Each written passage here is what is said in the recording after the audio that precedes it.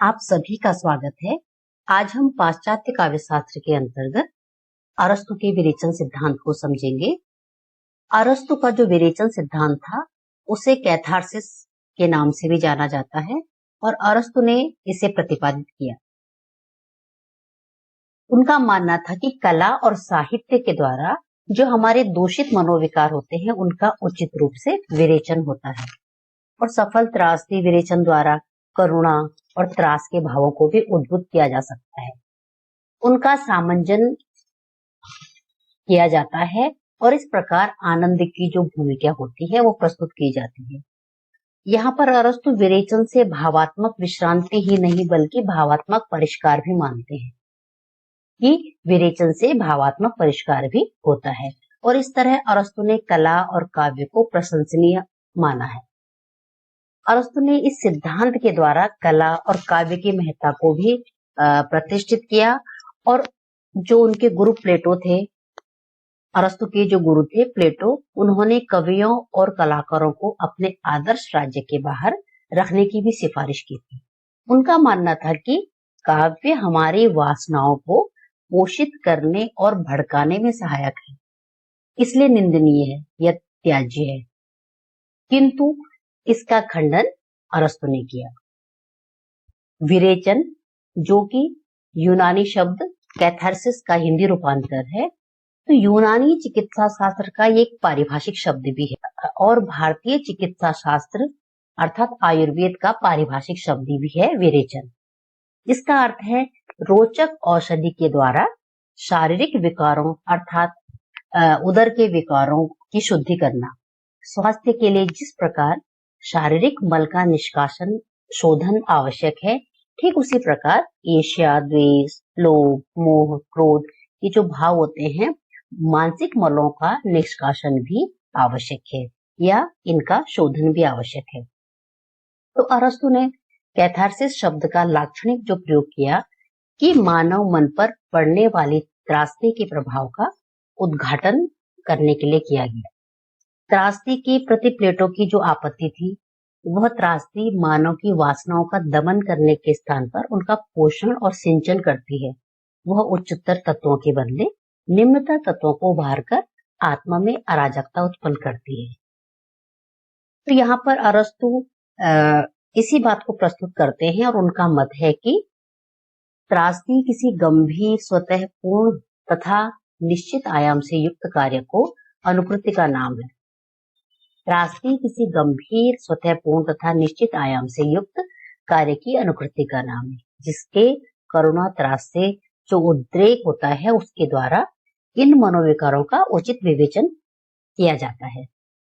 तो इस प्रकार त्रासदी केवल अवांछनीय भावना को ही उद्दीपित नहीं करती, बल्कि करुणा और त्रास के जो कृत्रिम उद्रेक हैं उनके द्वारा मानव के वास्तविक जीवन की करुणा और त्रास की भावनाओं का निष्कासन करती है। आइए अब हम देखते हैं कि जो विरेचन है उसका स्वरूप क्या है। विरेचन का उल्लेख अरस्तु की रचनाओं में केवल 2 स्थानों पर मिलता है। प्रथम उल्लेख उसके जो काव्यशास्त्र ग्रंथ है उसमें मिलता है। अरस्तु का जो कथन है वो है कि संगीत का अध्ययन एक नहीं वरन अनेक उद्देश्यों की सिद्धि के लिए होना चाहिए, अर्थात शिक्षा के लिए विरेचन या शुद्धि के लिए संगीत से बौद्धिक आनंद की भी उपलब्धि होती है। धार्मिक रागों के प्रभाव से वे शांत हो जाते हैं, मानो उनके आवेश का समन और विरेचन हो गया हो। तो इस प्रकार विरेचन से अभिप्राय शुद्धि से है। अरस्तु के विचार त्रासदी विवेचन के संदर्भ में फुटकर रूप से मिलते हैं। विशेष सुव्यवस्थित रूप से इनका संपादन अभी नहीं किया गया है। आधुनिक युग में अरस्तु के जो सीमित और अल्प शब्दों ने पूर्ण काव्य शास्त्र के सिद्धांत का रूप धारण कर लिया है।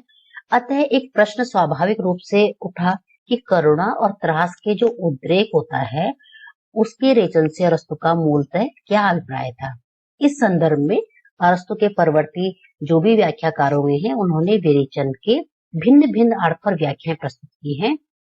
विरेचन को धर्मपरक अर्थ में लिया है कि जो अरस्तु के व्याख्याकार थे उनमें से एक है प्रोफेसर गिलबर्ट मरे और लीवी, इन्होंने विरेचन की धर्मपरक व्याख्या प्रस्तुत की है और धर्मपरक अर्थ की एक विशेष पृष्ठभूमि है।